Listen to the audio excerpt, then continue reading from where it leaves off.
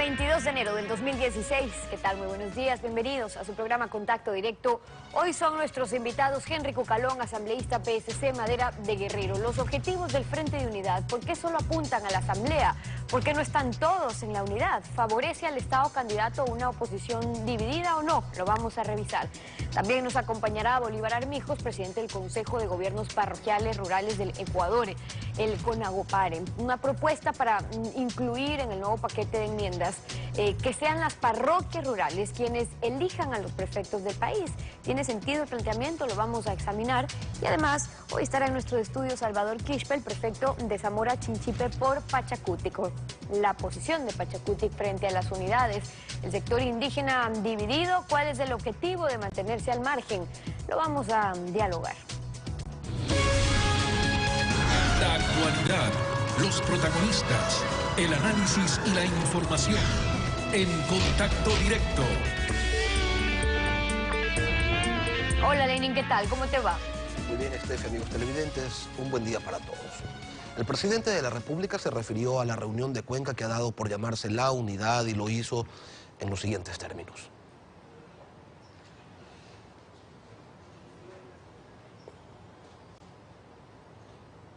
Yo creo que no hay unidad total, sino unidades parciales, y esta clase de unidades nos hace mucho bien, porque a la gente les recuerda el pasado. El agua con el aceite, la partidocracia siempre unidos para ver si nos vuelven al pasado. Entonces, muchas gracias, solo quiero agradecerle a esa supuesta unidad. No ser de que nos vaya muy mal económicamente y tengan la capacidad de echarle la culpa al gobierno, ¿no? Que la tiene. Henry Cucalón, asambleísta por la Alianza Partido Social Cristiano Madera de Guerrero, muy buenos días. Muy buenos días, Lenin, muy buenos días, televidentes. ¿Le están haciendo con esta unidad un favor a Movimiento País, tal como lo interpreta el presidente Correa? Primero, el pasado es él y su gobierno. Segundo, cuando se trata de defender los valores democráticos, los derechos y las libertades ciudadanas, siempre es importante de poner diferencias y trabajar en lo que nos une. Para eso es importante el diálogo, para poder derrotar al sectarismo y abrazar el pluralismo. El acuerdo, que ahora es una convergencia legislativa como un hecho concreto que se le presenta a la ciudadanía, es el primero de muchos pasos que tiende ¿a qué? A desmontar el aparataje correísta que está transversalmente en todo el sistema jurídico ecuatoriano y presentarle a la ciudadanía cuáles son las soluciones para una recuperación democrática, la recuperación de las libertades y derechos ciudadanos y fundamentalmente la recuperación económica.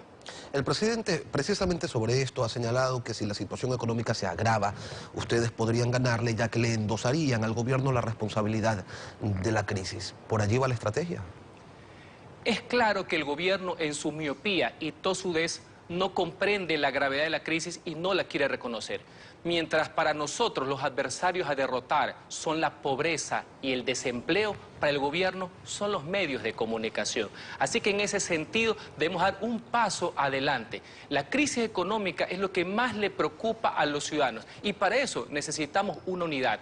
Una unidad que pasa por lo legislativo, sí, al principio, pero debe llegar a esta gran convergencia democrática general, inclusive para el tema de las elecciones, para poder superar este estatismo que no permite que, por ejemplo, la iniciativa privada y los sectores empresariales puedan crear la riqueza y el empleo, que van unidas, que son indisolubles, que solo los dogmáticos entienden que no se puede salir adelante. Cuando dicen que el objetivo es tener una mayoría legislativa, ¿es porque reconocen la incapacidad de ganar la presidencia? No, es complementario. Lo que pasa es que el hecho concreto ahorita de varias fuerzas políticas que sin fusionarse, sin adaptarse a los partidos políticos, sino en base a ideas y conceptos, consideramos que es posible ahorita a nivel legislativo poder tener conceptos similares que permitan dejar a un lado al socialismo del siglo XXI, que es una franquicia del fracaso, una fábrica de miseria y que se permita un nuevo objetivo, un modelo que cambie, en este sentido un cambio positivo. ¿Cuál es? El que genere progreso en libertad para que haya bienestar y empleo en los ecuatorianos. Y en ese sentido, lo que se tiene es que no vamos a esperar ser forjados por los hechos y por la historia, sino que tenemos que actuar para forjarlos.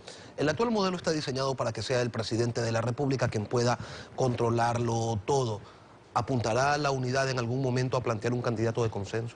Parte de la recuperación democrática es justamente ir y desmontar ese principio de que el Estado lo controla todo, que el estatismo está por encima del ciudadano, no al servicio del ciudadano.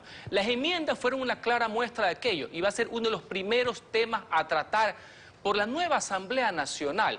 ¿Por qué? Porque ahí se consolidó un Estado abusivo, que en vez de ampliar derechos a los ciudadanos, le amplía derechos al poder político. Está hecho para que un proyecto se sobreponga por la Constitución, y esto a confesión de parte, porque lo dijo el mismo oficialismo. Así que en sentido de derechos y garantías ciudadanas hay que trabajar, porque ese es el punto neurálgico del modelo correísta. Porque el presidente Correa se va, pero nos quiere heredar ese modelo, y en ese sentido sobreponer lo que era un axioma sagrado de mi poder en la Constitución por la Constitución en mi poder. Antes de ir a las aspiraciones o a las propuestas de cambio, ¿ustedes apuntan a una mayoría legislativa a la venezolana con distintas organizaciones votando juntas o una unidad distinta, un acuerdo legislativo distinto con una sola lista? Cada país tiene su dinámica, sin embargo, lo positivo hay que adaptarlo.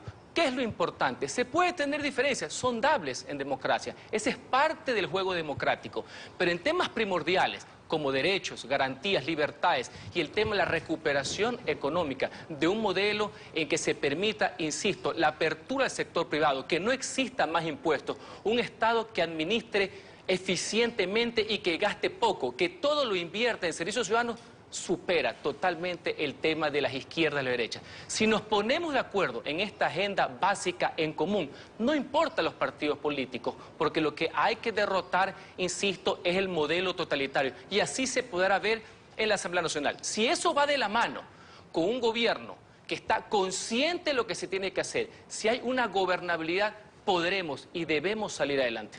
Pero los acuerdos se pueden romper. Usted recordará bien los tiempos de las mayorías móviles.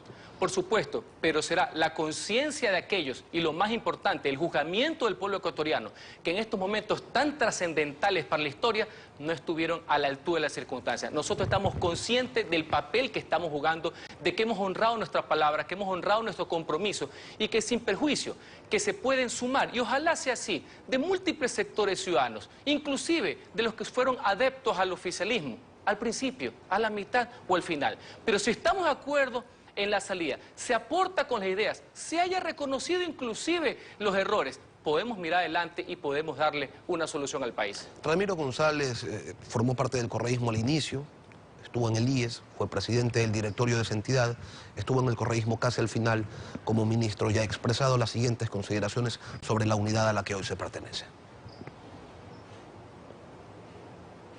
En el Frente Unidos igual, en el Frente Unidos habíamos gente de distintos sectores, por ejemplo Mariano Zambrano, social cristiano, estaba el prefecto de Guayas, Jimmy Jairala, también estuvo el ex alcalde de Machala, Montgomery Sánchez, también estuvo el alcalde de Loja, Bolívar Castillo, es decir, había también una mesa plural y lo que estamos haciendo ahora también es lo mismo. Yo creo que los ciudadanos y ciudadanas de este país son libres de hacer las organizaciones políticas que a bien tengan, y si Izquierda Democrática quiere nuevamente poner, cumpliendo los requisitos que la ley manda, yo creo que lo pueden hacer. Yo creo que es bueno, es fundamental que las tendencias se vayan uniendo. Ojalá después se pueda dialogar. Yo al inicio hablé con algunos dirigentes diciendo que si hay un partido socialdemócrata estructurado, formado, que nos unamos todos alrededor de la misma propuesta. Tenemos un tronco matriz que es la socialdemocracia, así que ojalá algún momento pues podamos converger en un proyecto común para el bien del país. En la convergencia de Unidos, que es la propuesta del gobierno, están desde ex socialcristianos como el prefecto de Manabí, Mariano Zambrano, hasta ex roldosistas como el prefecto del Guayas, Jimmy Jairala. Acá en la unidad dice Ramiro González que no habría problema si hablan con la izquierda democrática, o sea, como un resucitar del febresborgismo, ¿podría darse? Mire, lo importante es que en este trabajo que se está haciendo, que se basa en el diálogo de la unidad, de la convergencia, es que se debe dar en base a ideas y conceptos que priman inclusive sobre las personas. Eso es lo primordial, eso es lo importante. Y si hay esa coincidencia de ideas en lo que le interesa al pueblo ecuatoriano, en lo que le permita mejorar su calidad de vida, como por ejemplo el tema de la democracia, separación de poderes, las libertades que han sido conculcadas, opinión, expresión, emprendimiento, asociación, el fortalecimiento de la dolarización y todas las medidas conducentes a generar riqueza y empleo que son indisolubles, bienvenido sea, desde cualquier sector que se quiera adherir a esta propuesta. Más, inclusive, se han reconocido errores. He visto, por ejemplo, nadie puede poner en discusión en los actuales momentos que tenemos que derogar la nefasta ley de comunicación. Si votaron antes, no importa. Ahora estamos conscientes de aquello. Hubimos personas que siempre mantuvimos la palabra, votamos en contra, sabíamos lo que iba a pasar, era parte del proyecto totalitario, parte que el gobierno pensaba de que los medios de comunicación eran su enemigo. Por eso es importante, asimismo, cambiar la Constitución, porque lo pusieron como servicio público. Eso es lo importante, las ideas por encima de las personas. Ahora, hablan de recuperar la democracia, las libertades, desde la Asamblea. Pero desde la Asamblea así nomás no se puede. Necesitan reformar la Constitución y para eso es necesario una constituyente. Parte del compromiso de reformar la Constitución sí se puede hacer de la Asamblea y es congruente inclusive con una consulta popular, que fue lo que la mayoría oficialista, que no le interesaba conocer el pronunciamiento del pueblo y apelar a su veredicto, no lo hicieron. Nosotros sí lo podemos hacer y se puede hacer en la Asamblea. Las constituyentes, a los cuales que no hay que negarlas necesariamente, son para cuando se cambian la estructura, constitución del Estado y básicamente para restringir derechos. Nosotros queremos ampliar derechos, devolverle los derechos y las garantías que a través de esa malhadada enmienda fueron retirados. Así que en ese sentido se lo puede hacer desde la Asamblea y conjuntamente con una consulta popular. Así que los cambios son posibles, se pueden hacer. Cambiar el control que tiene el Ejecutivo sobre las otras, todas demás funciones del Estado, ¿se lo puede hacer sin constituyente? Pero por supuesto, se puede hacer y, insisto, no dejemos a un lado el tema necesariamente de la constituyente. Se puede hacer con voluntad, con firmeza, con un gran acuerdo nacional, que esa es parte de las premisas con las que se está trabajando. No solamente lo importante, que es dejar al correísmo a un lado, y ese modelo, insisto, el socialismo del siglo XXI fracasado, sino de la alternativa en democracia y las soluciones para poder vivir mejor. Abogado Cucalón, cuéntenos una cosa, ¿por qué en esta unidad no están todos los que se oponen al gobierno? Mire, dejando a un lado el tema de las invitaciones, uno busca ser parte de algo. Y esta unidad que tiene una convergencia, en este caso, primero legislativa, y ojalá que sea mañana más amplia, inclusive en los términos electorales, no es y no puede ser excluyente. Debe ser de coincidencia de ideas, pero hay que buscarlas, hay que encontrarlas. El diálogo no se impone. El diálogo se construye inclusive entre lo diverso, entre lo distinto. Esa es la pluralidad y sobre eso hay que trabajar. Si Guillermo Lasso no se integra en la unidad, ¿se podría decir que la derecha está dividida? No, no está dividida, porque en los actuales momentos la crisis económica, la crisis democrática supera lo electoral e inclusive supera el tema partidista. Las ideologías son importantes, pero en estos momentos de grave crisis institucional del país hay que actuar con el pragmatismo necesario, con el desprendimiento necesario para poner primero los intereses del Ecuador por encima de los intereses personales. ¿Es verdad que en esta unidad lo más difícil es lidiar con los egos de sus integrantes? No. A mí lo único que me preocupa es el bienestar del pueblo ecuatoriano. Últimamente hemos tenido conversaciones con varios sectores que no se piensan como uno. Por ejemplo, hemos acudido a reuniones que nos han invitado en Pachacuti, reuniones preliminares de lo que podría ser una gran reunión la próxima semana, entre lo diverso.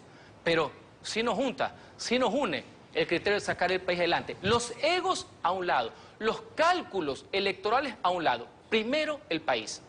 ¿Y si ha habido estas reuniones preliminares, acudirán entonces a la del 27? Pero por supuesto, si la invitación se mantiene, como lo hemos manifestado en las reuniones que hemos asistido, y no solamente espectadores, hemos aportado, hemos sido parte de las mesas de trabajo, y creo que ha sido positivo. Yo creo que esas dos reuniones no son excluyentes, se complementan porque tienen los mismos intereses, inclusive las prioridades siguen siendo las mismas y me da mucho gusto conocerlas. Se basan en los derechos, se basan en el diálogo y también se basan también, por ejemplo, en economía, y es bueno reconocerlo, en la defensa de la dolarización, esa que tanto le incomoda al gobierno y a la cual echa la culpa de su propia negligencia. Henry Cucalón, asambleísta de la Alianza Partido Social Cristiano Madera de Guerrero, gracias por acompañarnos esta mañana. A ustedes, gracias. Nos vamos a una pausa y al volver estará Bolívar Armijos, presidente del Consejo de Gobiernos Parroquiales Rurales del Ecuador. La propuesta para incluir en un nuevo paquete de enmiendas que sean las parroquias rurales quienes elijan a los prefectos del país. ¿Y qué dicen los prefectos sobre ese planteamiento? Lo revisamos al volver. Quédese en nuestra sintonía. Socave la idea del Estado, ponga en su lugar la acción espontánea y la idea de que el parentesco espiritual es la única condición para la unidad y lanzará usted los elementos de una libertad que merece ser poseída. Lo dijo Henrik Johan Ibsen, dramaturgo noruego.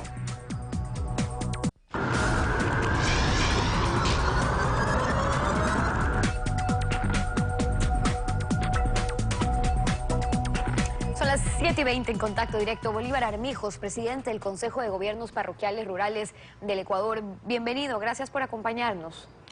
Muchas gracias a usted y gracias por la entrevista. Ustedes habían presentado la propuesta de incluir una enmienda, ahora en el nuevo paquete de enmiendas, en el que sea el sector rural el que elija a los prefectos. ¿Por qué creen que es necesario ese cambio en el artículo 252 de la Constitución? Tenemos una Constitución que garantiza derechos y descentraliza desde el Estado central hacia los diferentes niveles de gobierno, como son los consejos provinciales, los consejos municipales y las juntas parroquiales.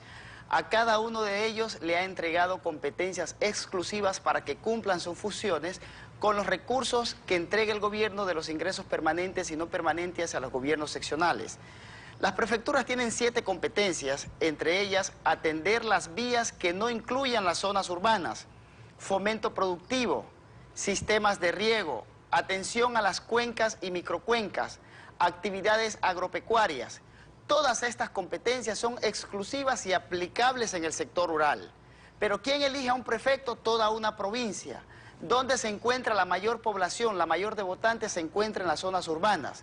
Es por ello que la mayoría de prefectos del país hacen convenio con los alcaldes, invierten millones de dólares en obras en las grandes ciudades para captar ese voto de la población urbana, desatendiendo al sector rural.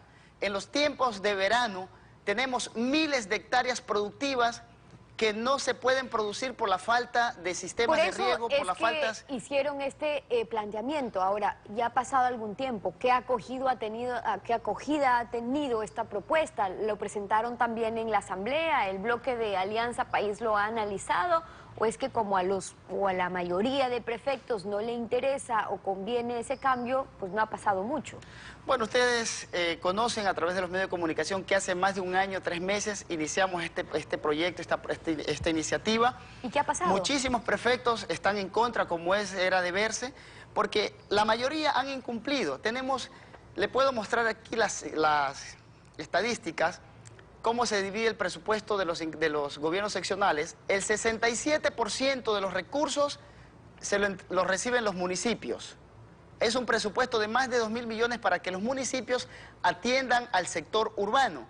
El 27% reciben los consejos provinciales y 6% los gobiernos parroquiales, que total entre el Consejo Provincial y los gobiernos parroquiales se hace un presupuesto de 33% para que atiendan a una población de 37%, más de 5.200.000 habitantes que vivimos en el sector rural.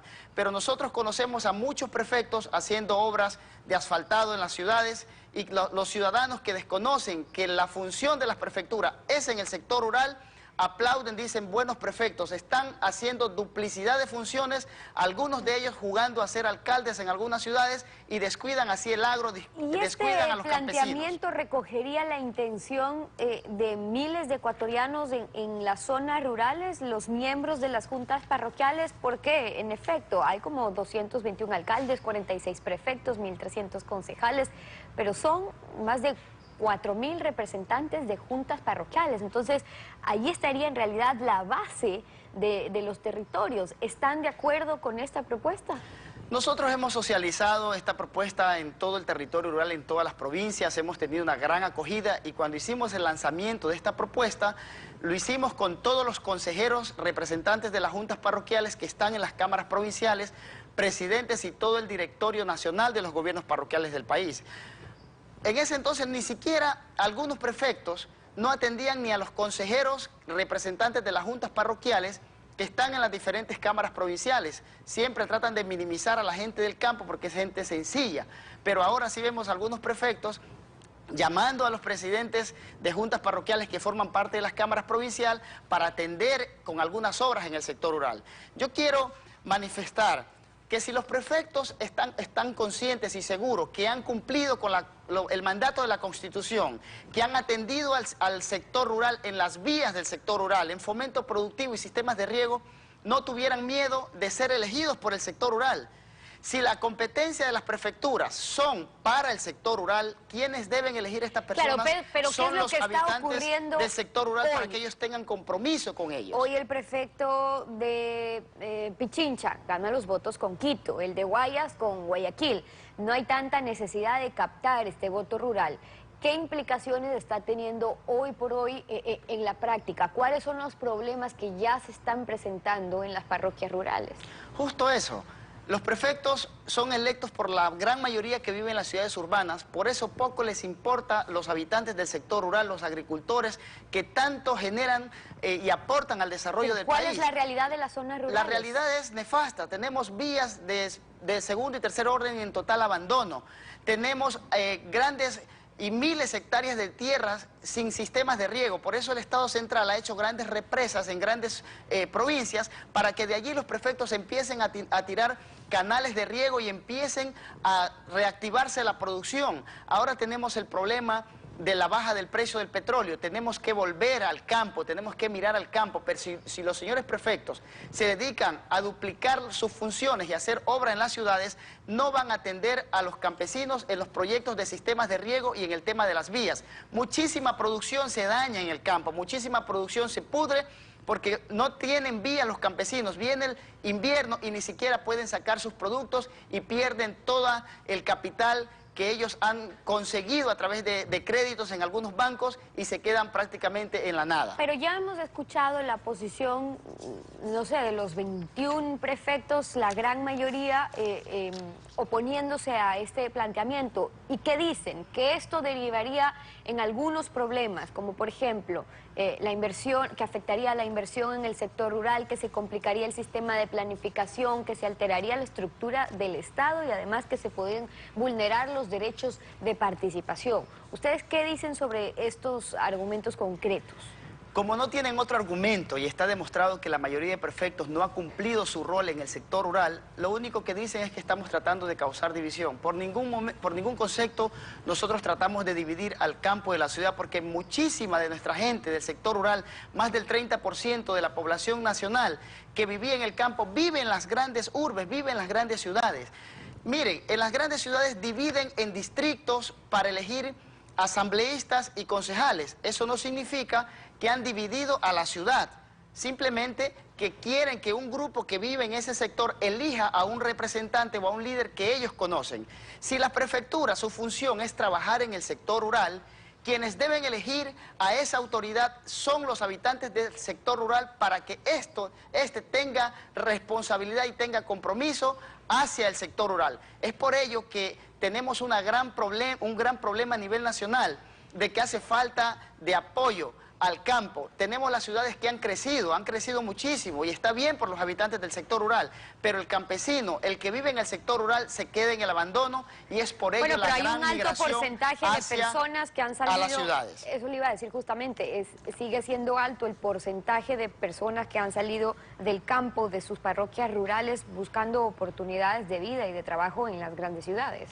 Y justo salen por la falta de oportunidad, porque se abandona al sector rural, se abandona en el tema de vías, tenemos problemas de agua potable, de alcantarillado, la falta de escuelas en el sector rural, la falta de una buena educación, una mejor calidad de vida. Bueno, pero usted hacía referencia también a lo que les corresponde en cuanto a las asignaciones. Y como gobiernos parroquiales, ¿cómo están en cuanto a las asignaciones que tienen que recibir del gobierno central? ¿Se les está pagando a tiempo? ¿Se está cumpliendo con esas obligaciones? Bueno, durante todos estos años el Estado ha cumplido al 100% con los gobiernos parroquiales. Anteriormente teníamos apenas 90 millones de dólares como presupuesto, actualmente tenemos más de 195 millones de dólares, lo cual se ejecutan más de 1000 obras todos los años por parte de los gobiernos parroquiales. En estos últimos 2 meses ha habido un retraso por parte del Ministerio de Finanzas, una por la falta de liquidez de pronto por la baja del precio de petróleos y otra porque a veces no se sube la información a tiempo por algunos gobiernos seccionales. ¿Pero qué problemas ha habido? ¿Que no les han pagado tiempo o que no les pagan todavía? Bueno, algunos ya le han hecho las transferencias, pero sí faltan algunas entre 300 a 400 gobiernos parroquiales que están por transferirle en el transcurso de esta semana. ¿Y en qué problemas ha derivado esto? Y me refiero porque pues, es la cadena en sí de qué pasa cuando no tienen las juntas parroquiales de esas asignaciones con las que también cumplen sus obligaciones a la vez. Si no hay recursos económicos, estamos incumpliendo en ciertos pagos a nuestros funcionarios, a proveedores, incluso también a algunos contratistas que han hecho obras a las comunidades rurales. Pero hay el compromiso del Ministerio de Finanzas que hasta el día de hoy se van a hacer las transferencias a todos los gobiernos seccionales que hayan cumplido con entregar la información respectiva al Ministerio de Finanzas. O sea, que esperan que hoy les paguen. Esperamos que el día de hoy se haga la transferencia de parte del Ministerio de Finanzas. Bolívar Armijos, presidente del Consejo de Gobiernos Parroquiales Rurales del Ecuador en Contacto Directo. Gracias por haber estado. Muchas gracias. A usted. 7:30. Vamos a una pausa. Al volver, Salvador Quispe, prefecto de Zamora Chinchipe por Pachacutic. Y la posición de Pachacutic frente a las unidades. El sector indígena está dividido. ¿Cuál es el objetivo de mantenerse al margen? Lo analizamos al volver. Quédese en nuestra sintonía. Cuidado con el hombre que habla de poner las cosas en orden. Poner las cosas en orden siempre significa poner las cosas bajo su control. Lo dijo Denis Diderot, escritor francés.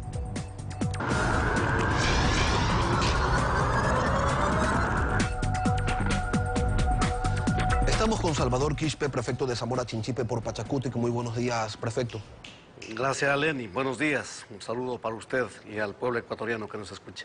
La CONAIE dice que no se reúne con la derecha, pero Pachacutic hace un llamado a todos los sectores precisamente para reunirse el próximo 27 de enero. ¿Qué mismo pasa en el movimiento indígena? El movimiento indígena y el Pachacutic, sobre todo, son espacios bastante diversos. Hay muchos criterios.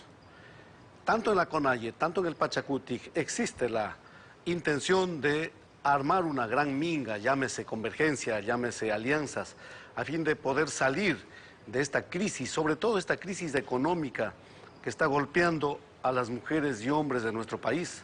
Pero claro, también existen algunas situaciones que en esa construcción se presentan como diferencias de cómo mirar estas alianzas, y eso es un tema a seguir conversando. No es cierto que la CONAIE quiera quedarse al margen de todos. Aquí lo que está en juego es la dura crisis que le está golpeando al Ecuador, y eso nos empuja a que vayamos viendo qué tipo de alianzas podemos hacer. Y estamos en eso, estamos en ese proceso de construcción, estamos conversando, son temas que amerita dialogar a lo interno, a lo externo, pero de ninguna manera es que el movimiento indígena se va a quedar segregado de este proceso que vivimos. Esas declaraciones de CONAIE ayer entonces, donde se señalaba con la derecha no nos vamos a reunir, no están escritas en piedra. A ver, hay que ver cómo, desde qué punto son estos análisis. Yo tampoco estaría de acuerdo ir detrás de alguien que fue parte de los gobiernos anteriores y fueron parte de la destrucción de la economía nacional. Sobre el ejemplo, el año 99, el año 2000, el golpe que recibimos todos los ecuatorianos. Jamás estaría de acuerdo en ir detrás de alguno de ellos, como jamás estaría de acuerdo en ir detrás de los otros que también le destruyeron este país. Y Correa tomó eso precisamente como argumento para venir e imponer esta estructura de gobierno que ahora también siguen golpeando a los ecuatorianos. Pero eso no significa que debemos limitarnos y quedarnos solo entre nosotros. Es necesario conversar con algunos sectores del Ecuador. No solamente es un Ecuador de izquierda y de derecha. El Ecuador es un país diverso y es necesario hacer esfuerzos para converger con algunos de esos sectores, ojalá con la enorme mayoría, y poder salir de esta crisis. No porque no quiero sentarme con alguien de la derecha, vamos entonces a permitir que el correísmo siga haciendo lo que le da la gana. Mi solidaridad con Morona Santiago. Ahí hay un montón de policías este rato ordenados por el correísmo, impidiendo que se haga una carretera, impidiendo un derecho al pueblo de Taiza de tener una carretera con el pretexto de que están violentando el medio ambiente, cuando el correísmo ha hecho lo que le da la gana con el ambiente, con el agua, con la cordillera del Cóndor y en muchos otros lugares, y de eso el correísmo no dice absolutamente nada, y por eso tenemos que tratar de dejar atrás. Y por eso Marcelino Chumpi, prefecto de Morona Santiago, dice que él sí se moja el poncho y él se acude a las reuniones de la unidad y se toma la foto, el resto, ¿por qué no? ¿O existe alguna otra lectura a esa cercanía del prefecto Chumpi? Bueno, de lo que yo conozco, Marcelino no tiene poncho, entonces no sé qué se va a mojar. Schwartz no lleva poncho, el poncho llevamos los andinos. Lo dijo el prefecto Chumpi. Entonces, yo creo que hay que mirar las cosas y también tenemos resoluciones adoptadas en nuestros espacios y esas resoluciones son nuestro horizonte. Cualquier cosa que uno hable al margen de esas resoluciones no dejan de ser criterios demasiadamente personales. No estamos una vez más ante una suerte de autoaislamiento de la izquierda. Mire usted lo que pasó con la Unidad Plurinacional de Izquierdas en el 2013. 10 organizaciones políticas, estaba allí la CONAIE, estaba allí Pachacutic, 10 organizaciones políticas y sociales juntas y los resultados no fueron los mejores y en algunos casos fueron catastróficos. 5 escaños en la Asamblea Nacional y un 3.5% de la votación para presidente. Así es, Lenny, usted tiene toda la razón, esa es la verdad, esas son las estadísticas. Y sobre eso tenemos que aprender, la experiencia tiene que servirnos para algo. No puede ser que nos olvidemos tan pronto de los errores de ayer y volver a caer en la misma cáscara. No es correcto quedarnos solamente entre nosotros, ya sabemos cuántos somos. No podemos caer también en ese discurso del correísmo. Es también desde el correísmo de donde se lanza. Cuidado con meterse con la derecha, qué horror que esté con la derecha, ha dicho no sé qué día la señora exministra de Turismo de Lucio Gutiérrez, la señora Solís. Qué horror que estén con la derecha. ¿Y quién está con la derecha? Nosotros estamos llamando desde Pachacuti, desde la CONAIE, a una gran minga nacional, pero ya se nos dice qué horror que estén con la derecha. Yo le recuerdo a la señora Solís, ¿quién es el señor Alexis Mera que está sentado en la presidencia de la República? Y le podría dar un montón de nombres. ¿Quién es el señor Juan Falconi Puig, uno de sus embajadores de la OMC? Señora Solís, dígale al Ecuador, ¿acaso ese es un hombre de izquierda? ¿De cuándo acá el señor Alexis Mera, que ayer le sacaba el sucio al pueblo ecuatoriano, hoy le canta al Che Guevara? ¿Cómo así? Y esos mismos vienen y ahora dicen, qué horror que nos sentemos con la derecha. No, señores, aquí estamos haciendo un esfuerzo para unirnos los excluidos de este gobierno y tratar de sacar a este país del fondo a donde nos han empujado, nos han hundido. La economía nacional está en pedazos, el pueblo ecuatoriano no tiene trabajo, todo el mundo busca un empleo, alguien quiere emprender, no hay cómo, tanta traba, tanta papelería, por eso la pobreza nos sigue golpeando y esa es la razón del por qué vamos a armar esta gran minga entre los que podemos y vamos a salir adelante. Mi invitación al pueblo ecuatoriano y sobre todo a mis hermanos dirigentes para que hagamos un esfuerzo en esa perspectiva. Por supuesto que no nos vamos a ir de cola de nadie, menos de los que destruyeron la patria en el pasado, incluido el gobierno de Correa. Correa también significa el pasado, ese pasado de corrupción, ese pasado que hace lo que le da la gana con nuestro petróleo. Siguen pagando $35 para que nos den sacando el barril de petróleo para vender en $20, cuando pueden pagar tranquilamente máximo $15. Ahí hay un sobreprecio, presidente Correa. Y cuando se habla estas cosas, entonces nos persiguen. Salvador. Estoy llamado al banquillo de los acusados para el próximo 10 de febrero por supuestos peculados. No hay ningún peculado, lo que existe es una persecución porque denunciamos estas cosas permanentemente. En una unidad, en una convergencia, nadie debe ir detrás de nadie. Se supone que todos avanzan juntos. Más temprano en este programa, Henry Cucalón, asambleísta por Partido Social Cristiano Madera de Guerrero, señalaba lo siguiente, escuchémoslo. Últimamente hemos tenido conversaciones con varios sectores que no se piensan como uno. Por ejemplo, hemos acudido a reuniones que nos han invitado en Pachacuti, reuniones preliminares de lo que podría ser una gran reunión la próxima semana, entre lo diverso. Pero si nos junta, si nos une el criterio de sacar el país adelante. ¿Acudirán entonces a la del 27? Pero por supuesto, si la invitación se mantiene, como lo hemos manifestado en las reuniones que hemos asistido, y no solamente espectadores, hemos aportado, hemos sido parte de las mesas de trabajo, y creo que ha sido positivo. Yo creo que esas dos reuniones no son excluyentes, se complementan porque tienen los mismos intereses, inclusive las prioridades siguen siendo las mismas, y me da mucho gusto conocerlas. Se basan en los derechos, se basan en el diálogo, y también se basan también, por ejemplo, en economía, y es bueno reconocerlo, en la defensa de la dolarización. Una unidad así de amplia, ¿es posible? ¿Usted la ve posible? Nosotros vamos a seguir invitando a los ecuatorianos, sobre todo aquellos que no tienen peso en su conciencia de haber destruido el Ecuador en el pasado lejano y en el pasado inmediato. Aquellos seguramente no tendrán cara de venir a estos espacios. Aquellos que imponían leyes para satisfacer intereses de sus fundaciones, aquellos seguramente se quedarán lejos de este proceso. Aquellos que fueron ministros de Economía en los gobiernos del salvataje bancario, del feriado bancario, aquellos se quedarán. Invitamos al pueblo ecuatoriano a esta gran minga. Solos no salimos a ningún lado. Solos, después de 10 años, vamos a ver cómo está este país, cómo estará nuestra situación económica. Así es que es necesario hacer esfuerzos, unirnos y salir adelante. Esa invitación está hecha. Si estamos equivocados, la historia nos dirá. Pero nosotros vamos a hacer un esfuerzo para poder juntarnos entre, por lo menos, quienes no tenemos ninguna responsabilidad del pasado, incluido Correa, y construir ese futuro que el Ecuador, que los niños, que los jóvenes están esperando. ¿Cómo es posible que los jóvenes, 600.000 jóvenes, no pueden ir a la universidad? ¿Queremos un Ecuador que continúe en estas condiciones? No, señores. Tenemos hijos y vamos a luchar por ello, al igual que todos los ecuatorianos. A ver, Salvador, pero ¿cómo que no tienen nada que ver con el pasado si ustedes fueron con gobierno, con sociedad patriótica durante algunos meses y ustedes decidieron respaldar abiertamente al correísmo en su primera elección? Ustedes tienen algo de responsabilidad. No también. es cierto, Lenin. Perdone que le diga en esos términos así de claro. No olvide, Lenin, que en el 2006 el candidato de Pachacuti fue el doctor Luis Macas.